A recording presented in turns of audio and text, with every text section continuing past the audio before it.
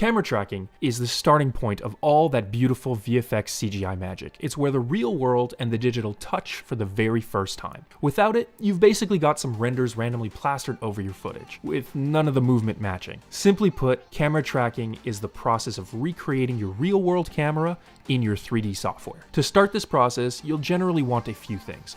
Obviously, you're going to need some original footage, which is referred to as the plate. To make things easy for yourself, you'll also want to know some information ahead of time, such as the camera and lens used, some footage of a distortion grid, and if you're really lucky, you'll even be able to get your hands on a LiDAR scan of the set used in the shot. The next step is to track 2D points on the footage. A tracking point can be anything from a rock on the ground to a tracking marker on a green screen. The key is that the point is small, high contrast, and stays in the same position throughout the shot. Depending on the level of parallax in your footage, it may be required to track separate points for the foreground, midground, and background for the tracking software to get a complete picture of your camera's position relative to its environment. Once the points are tracked, that data is used to calculate a motion path for the camera to follow. If you have the LiDAR available, you can then project the points onto the LiDAR to get a more accurate camera solve and to line up the 3D model of the set with the camera. Otherwise, you'll likely want to create some rough proxy models of the set yourself to get an idea of where objects lie in the scene. With a good camera solve, your 3D models will look like they actually exist in the footage, provided that the model doesn't suck or the textures and the shading and the lighting, etc.